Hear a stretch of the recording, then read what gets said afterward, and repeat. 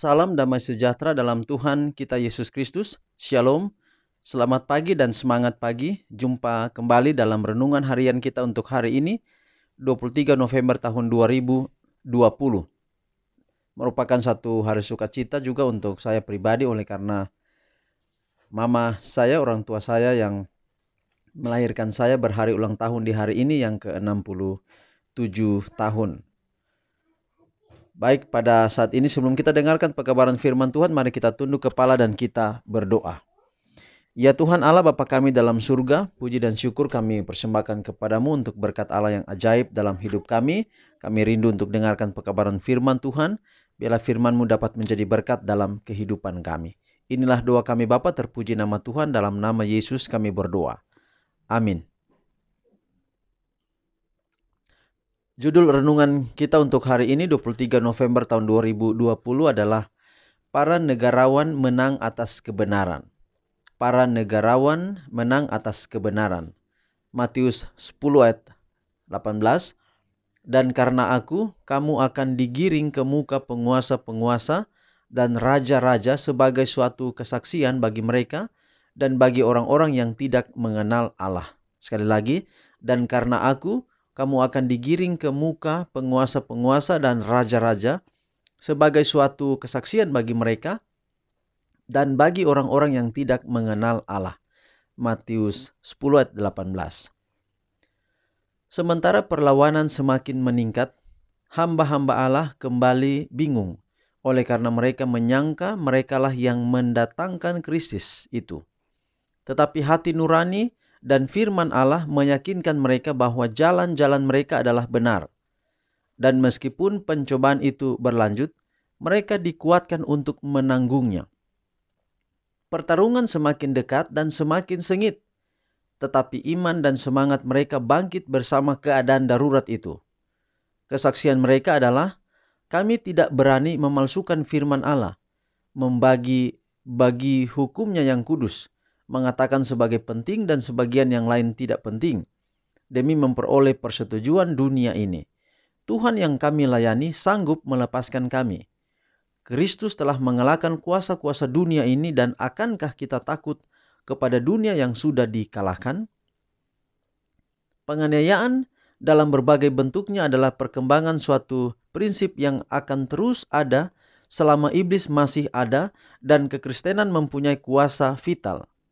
Tak seorang pun dapat melayani Allah tanpa melawan pasukan kegelapan.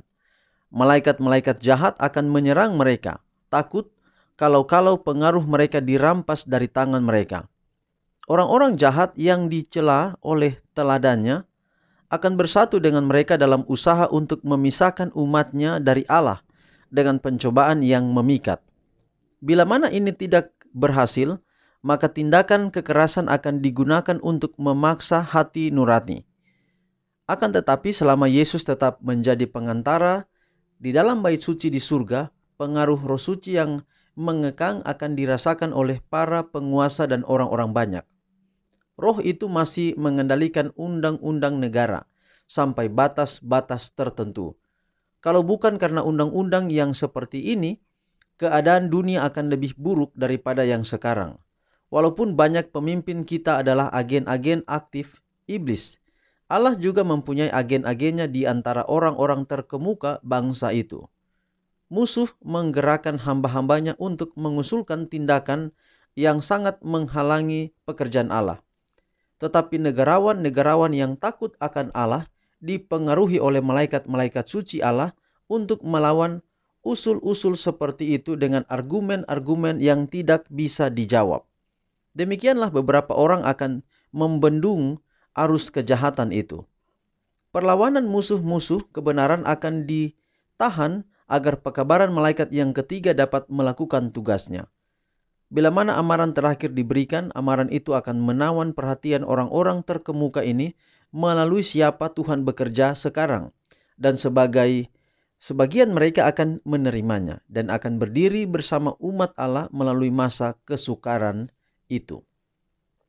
Saudaraku, berhubungan dengan pelajaran kita kemarin, bahwa pada waktu undang-undang Sabat palsu itu dipaksakan kepada pemelihara hukum, maka Pemelihara hukum juga akan diizinkan Allah untuk mengalami yang namanya dihakimi, yang namanya dituduh, dituding di hadapan para negarawan, orang-orang yang besar, orang-orang yang di pengadilan dan sebagainya. Dan Tuhan memiliki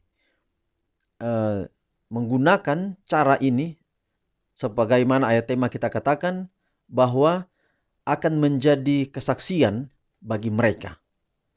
Jadi kita harus tahu tentang ini agar supaya ketika masa ini tiba, di mana ketika kita berdiri pada hukum Tuhan, memegang teguh pada hukum Tuhan dan kemudian dianiaya oleh karena itu, maka kita diizinkan Tuhan untuk terlibat di dalamnya agar banyak orang yang dapat mendengarkan pekabaran terkait dengan Sabat yang benar dan juga tentang hukum Allah yang di dalamnya hari Sabat itu ditekankan. Itu sangat penting. Dan ini akan terjadi di masa-masa yang sukar nanti yang akan ada di depan, agar kebenaran itu dapat diterima oleh banyak orang. Dan biarlah ini dapat menjadi satu perenungan bagi kita, bahwa lewat kehidupan kita, kalau kita setia pertahankan kebenaran Tuhan, turut pada apa yang Tuhan rencanakan dalam hidup kita, maka melalui kehidupan kita orang lain bisa mengenal kebenaran yang datangnya dari Tuhan. Tuhan berkati kita. Saya alaskan firman dalam nama Yesus. Amin. Mari kita berdoa. Bapa di surga, terima kasih untuk pekabaran yang indah pada saat ini. Kiranya kami menyadari, dimampukan pada waktu masa-masa kesukaran tiba, kami tetap pertahankan kebenaran melalui hidup kami. Orang lain juga bisa kenal kebenaran. Berdoa untuk semua urusan dan aktivitas sepanjang hari ini, serahkan ke dalam tangan Tuhan. Hamba-Mu doakan khusus untuk orang tua hamba-Mu, terlebih mama yang melahirkan hamba-Mu yang berada di Tobelo. Tuhan pelihara mama di hari ini, hari ulang tahun ke 67. Tuhan pelihara, berikan kekuatan, kesehatan, iman yang kuat dalam Tuhan, dan biarlah mama dapat menggunakan hidupnya ini untuk memuliakan akan nama Tuhan. Inilah doa kami ya Bapa, terpujilah nama-Mu Bapa, dalam nama Yesus Kristus kami mau persembahkan doa ini. Amin. Demikian renungan kita hari ini. Tuhan berkati kita. Sampai jumpa dalam ibadah atau renungan harian kita besok. Shalom.